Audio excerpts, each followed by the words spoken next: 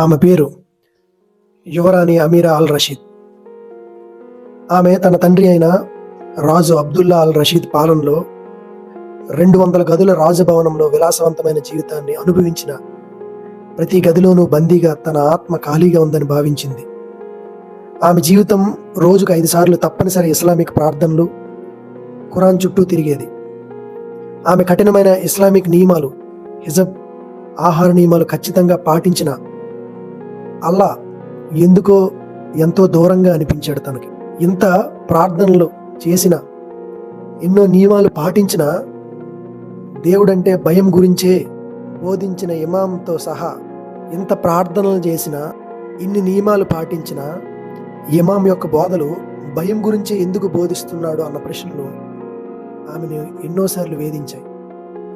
దొంగతనానికి చేతులు నరకడం, శిరచ్ఛేదనం వంటి బహిరంగ మరణశిక్షలు చూసినప్పుడు తండ్రి దాన్ని అల్లాహ్ న్యాయం అని చెప్పిన ఆమెలో చాలా విరక్తిని కలిగించాయి. నిజానికి ఆమెలో దేవుడంటే భయాన్ని మాత్రమే మిగిల్చాయి. ఒంటరిగా ప్రయాణించడం, పురుషులతో మాట్లాడడం, విద్యను అభ్యసించడం వంటి స్వేచ్ఛ లేకపోవడంతో ఆమె ఉక్కిరి బిక్కిరయింది. ఇంట్లో 200 గదులున్నా తను ఎందుకో స్వేచ్ఛగా జీవించలేకపోయింది. ఎంతో లగ్జరీ ఉన్నా తను స్వేచ్ఛగా జీవించలేకపోయింది. తల్లి చెప్పిన రక్షణ తనకు జైలుగా అనిపించింది. ఆమె దినచర్య చాలా మొనాటనీగా ఉండేది. ఇమాం షేక్ హసన్ అల్లా కోపం గురించి మాత్రమే బోధించి ఆమెలో భయాన్ని నింపేవారు. కోట్లాది విలువైన ఆభరణాలున్నా ఆమె మనస్సుకు నెమ్మది, ప్రేమ, శాంతి దొరకలేదు. స్వర్గం అనేది క్రియల ద్వారా మాత్రమే ఎందుకు, స్త్రీలకు సగం విలువ ఎందుకు అని ఆమె మనసులో ప్రశ్నించుకునేది. ఈ ఆధ్యాత్మిక ఆకలి దేవుని కుమారుని గురించి కనుగొనేందుకు ఆమెకు సిద్ధం చేసింది. 2019 ఫిబ్రవరిలో ఆమె ఫిలిపినో పని మనిషి మారియా డెల్గానో రహస్యంగా ఒక చిన్న నల్లటి పుస్తకాన్ని ఇచ్చింది. అది సౌదీలో మరణశిక్షకు కారణమయ్యే బైబిల్. మారియా కన్నీళ్లతో, యువరాణి, ఇది నీ జీవితాన్ని మారుస్తుంది, యేసు నిన్ను ప్రేమిస్తున్నాడని చెప్పి అక్కడి నుంచి తిరిగి వెళ్ళింది. బైబిల్ను తెరచేందుకు అమీరా భయపడింది. ఆమె పెంపకంలో ఇది సాతాను మోసంగా నేర్పబడింది. రాత్రిపూట కొవ్వొత్తి వెలిగించి యోహాను సువార్త చదవడం మొదలుపెట్టింది. యోహాను సువార్త 3:16 దేవుడు లోకాన్ని ఎంతో ప్రేమించాడు, కాగా తన అద్వితీయ కుమారుని యందు విశ్వాసం ఉంచి ప్రతివాడు నశింపక నిత్య జీవం పొందుతాడు అన్న మాట చదివినప్పుడు ప్రేమను అందించే దేవుణ్ణి చూసి ఆమె హృదయం నిలిచిపోయింది. యేసు చెప్పిన శత్రువులను ప్రేమించండి అనే మాట మహమ్మద్ అవిశ్వాసులను చంపండి అన్న సందేశానికి సంపూర్ణ విరుద్ధంగా ఉంది. ఆమె ప్రతి రాత్రి కొవ్వొత్తి వెలుగులో బైబిల్ గ్రంథాన్ని చదివింది. పట్టుబడకుండా బైబిల్ను వివిధ ప్రదేశాల్లో పుస్తకాల వెనకాతల పలకల కింద దాచేది. బైబిల్ని చదవడం కుటుంబానికి తన గుర్తింపుకు ద్రోహంలా అనిపించినా ఆమె ఆగలేకపోయింది. యేసు మాటలు ఆమెని చాలా ఆకర్షించాయి. కొండపై ఉపదేశం, సమాధానపరుచువారు ధన్యులు అన్న మాట ఇస్లామిక్ బోధనలకు పూర్తి భిన్నంగా ఉంది. ఈ మాట ఆమెను ఎంతో ప్రభావితం చేసింది. ఆమె ముఖ్యమైన వచనాలను, నేనే మార్గం, నేనే సత్యం, నేనే జీవం, నా ద్వారానే తప్ప ఎవడు పరలోకడు తండ్రి వద్దకు చేరలేడు, ఇలాంటి వాక్యాలను కంఠస్థం చేసి తన ఇస్లామిక్ ప్రార్థనలో చదివేది. ఆమె ఇతరులను ప్రేమతో చూడడం మొదలుపెట్టింది. 2019 మార్చి 13 ఆమె 16 ఏళ్ల సోదరుడు ప్రిన్స్ ఖలీద్ ఆమె నగల పెట్టి కింద దాచిన బైబిల్ను కనుగొన్నాడు. ఆమె రహస్యం బయటపడింది. ఖలీద్ రాజభవనంలో నా సోదరి అవిశ్వాసిగా మారిందని అరుస్తూ పరిగెత్తాడు. ఆమె తండ్రి రాజు అబ్దుల్లా తీవ్ర కోపంతో ఆమె గదిలోనికి వచ్చి, కుటుంబ గౌరవానికి ఏం చేశావో తెలుసా అని అరిచాడు. సౌదీలో మతాన్ని విడిచిపెట్టడం ద్రోహం. ఆమె కుటుంబం, మత పండితులు 6 గంటలు ఆమెను క్రీస్తును విడిచిపెట్టమని ఒప్పించే ప్రయత్నం చేశారు. వారు నరకాగ్ని గురించి బెదిరించారు.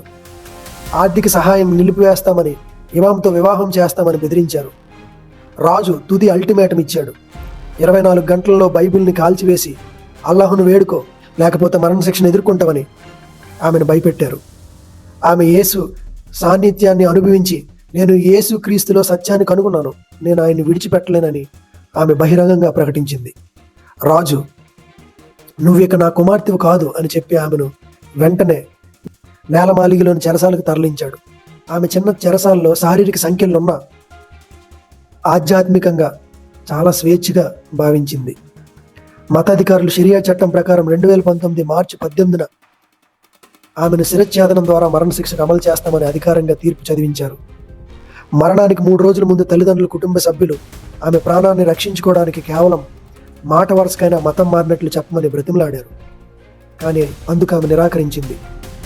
చెరసాల్లో సాతాను అనుమానాలను రేకెత్తించిన ఆమె కీర్తనలు 23 వంటి వచనాలను పఠిస్తూ అతీతమైన నెమ్మదిని తన హృదయంలో అనుభవించింది.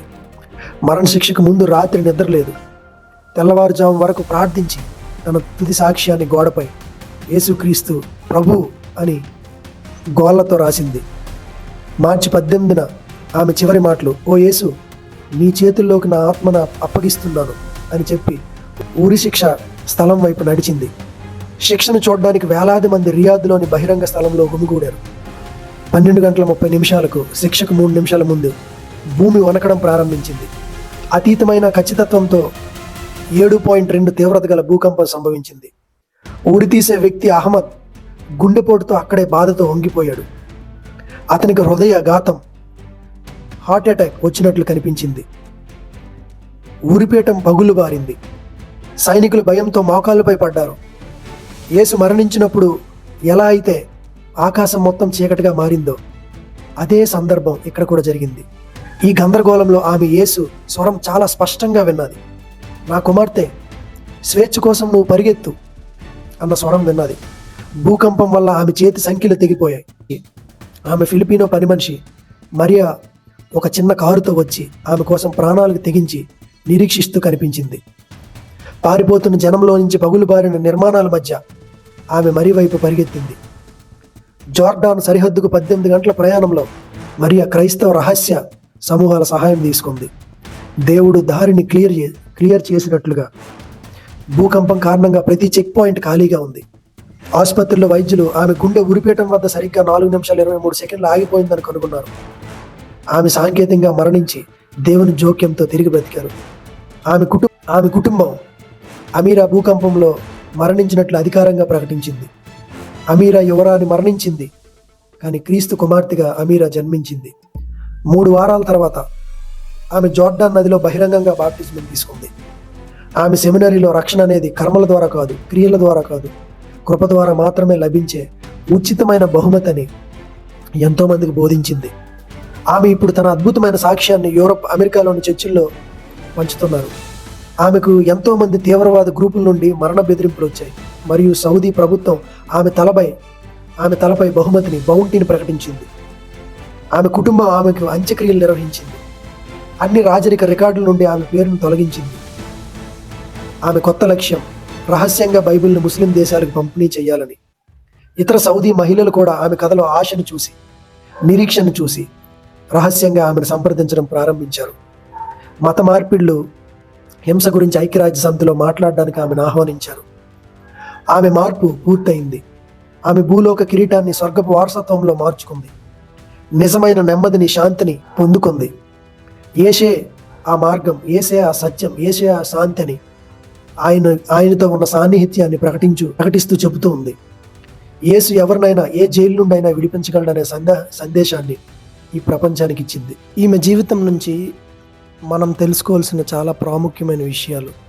200 గదుల అందాల మేడలో ఉన్నా సరే దేవుని దృష్టిలో ఈ లోక భోగాలన్నీ బానిసత్వంతోనే సమానం. దేవుడు బాహ్య స్వేచ్ఛ కంటే హృదయ స్వేచ్ఛకు ప్రాధాన్యత ఇస్తాడు. అందుకని ఈ విధంగా అంటా ఉన్నాడు, నా దగ్గరికి రండి, నేను మీకు విశ్రాంతిని ఇస్తాను. ప్రపంచం ఇచ్చే సంపద మనసుకు వెలుతురివ్వదు. మతం, సత్యం ఈ 2 వేరు. మతం మనుషుల్ని భయపెడుతుంది. భయం మీద నిలబడిన బోధలు కూలిపోతాయి. ఇస్లాం ఆమెకు భయాన్ని మాత్రమే ఇచ్చింది. కానీ యేసుక్రీస్తు బైబిల్లో దేవుడు ప్రేమై ఉన్నాడు అనే సత్యం ఈ భయాలన్నింటినీ ఛేదించింది. ఆకలి శరీరంలో కాదు, నిజానికి ఆమె హృదయంలో. సత్యమునకు ఆకలి పెట్టింది దేవుడే. కృప యొక్క అద్భుతాన్ని చూసింది. ఒక చిన్న బైబిల్ను చదవడం సౌదీలో మరణశిక్ష. అబద్ధం ఎప్పుడు నిజాన్ని ఎదుర్కోలేదు. మరియా ఆమెకు బైబిల్ ఇచ్చినప్పుడు అది పుస్తకం కాదు, దేవుడు ఆమెను శాశ్వతానికి ఎన్నుకున్న క్షణం, దేవుడు నిత్యత్వంలో పెట్టాలనుకున్న సందర్భం.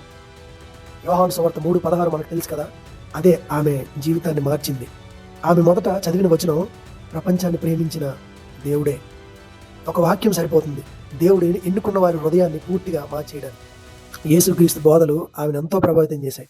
శత్రువులను ప్రేమించండి, ఇది మహమ్మద్ బోధలకు విరుద్ధమైన బోధ. అవిశ్వాసులను చంపండి అని మాత్రమే చెప్పింది. కానీ నైతికంగా ఉన్నతమైన బోధన ఎవరిదో తనకు తెలిసింది. నిజమైన దేవుడైన యేసుక్రీస్తుదే. ఆమె ప్రశ్నించడం ప్రారంభించింది. ఎందుకంటే దేవుడు ఎన్నుకున్న వారి వద్ద ఆధ్యాత్మిక తిరుగుబాటు తప్పకుండా మొదలవుతుంది. అది మన బుద్ధి కాదు, పరిశుద్ధాత్మ దేవుడి నుంచి వచ్చే బుద్ధి. శత్రువు చేతుల్లో బంధించిన చోటే దేవుడు శక్తిని చూపించింది. బైబిల్ చదవడం ప్రారంభించింది. గదిలో దాచడం, పలకల కింద దాచడం, పుస్తకాల వెనక దాచడం. కానీ ఒక్కసారి కూడా ఆగలేకపోవడం. ఎవరినైతే దేవుడు పిలుస్తారో వారిని ఎవ్వరూ ఆపలేరు. దేవుని ప్రేమను ప్రకటించుకుంటూ ఉండలేరు. ప్రపంచ గౌరవం వర్సెస్ దేవుని కృప. ఆమె తండ్రి రాజు చెప్పారు, నువ్వు ఇక మా కుటుంబానికి చెందవు. కానీ దేవుడు చెప్పాడు, నువ్వు నా రాజ్యానికి చెందుతున్నావని. మనుషుల రాజ్యాలు మనల్ని తిరస్కరించినప్పుడు దేవుని రాజ్యం మనకు ద్వారాలు తెరుస్తుంది. శిక్ష, తీర్పు. శరీర స్వేచ్ఛ తీయవచ్చు, కానీ ఆత్మ స్వేచ్ఛ కాదు. శరీరానికి మాత్రమే వాళ్ళు శిక్షించవచ్చు, కానీ ఆమె ఆత్మ ఎల్లప్పుడూ దేవునితో ఉంటుంది. ఆమెకు శిరచ్ఛేదనం తీర్పు వచ్చింది, కానీ ఆమె బంధంలోనూ ఇలా చెప్పింది, ఇప్పుడు నేను ముందెన్నడూ లేనంత స్వేచ్ఛగా ఉన్నానని. సో 7.2 రెక్టర్ స్కేల్ భూకంపం రావటం, ఉరిపీఠం పగిలింది. సో దైవానుగ్రహాన్ని ఆపడానికి ప్రపంచ శక్తులు ఏవీ సైపో. ప్రకృతి సాక్ష్యం చెప్తుంది, నా రక్త సంబంధం చనిపోయింది, నా క్రీస్తుతో ఉన్న సంబంధం జీవించింది అని. క్రియల ద్వారా కాదు, మంచికి రక్షణ, పరలోక రాజ్యం. సో రక్షణ పని మనది కాదు, పూర్తిగా దేవుంది. ప్రపంచం ఆమె శత్రువుగా చూస్తుంది, కానీ దేవుడు ఆమెను ఉపదేశకురాలుగా, సందేహరాలుగా మార్చాడు. ఏది ఆమెను చంపలేకపోయింది. షూటింగ్ చేసి చంపాలని ప్రయత్నించారు, ఎన్నోసార్లు బెదిరించారు, బౌంటీ ప్రకటించారు. సత్యాన్ని రక్షించేది మనం కాదు, సత్యం మనల్ని రక్షిస్తుంది. శారీరక జైళ్ళు, మత జైళ్ళు, కుటుంబ నియంత్రణల మధ్యలో, మనసులో భయం జైళ్ళు ఏదైనా కావచ్చు. యేసు ముందుకు వస్తే ఏ బంధనాలైనా విరుగుతాయి. ఈ కథ మనకు నేర్పేది ఒకటే, దేవుడు ఎవరిని పిలుస్తాడో ప్రపంచం మొత్తం ఎదిరించిన ఆ పిలుపు ఆగదు. ఈ కథ మనకు నేర్పేది ఒకటే, ఈ జీవిత కథ మనకు నేర్పేది ఒకటే, దేవుడు ఎవరిని పిలుస్తాడో ప్రపంచం మొత్తం ఎదిరించిన ఆ పిలుపు ఆగదు. భూకంపం ప్రపంచాన్ని వణికించినా కాదు, దేవుడు తను ఎన్నుకున్న కుమార్తె కోసం ఆకాశాన్ని కదిలించాడు.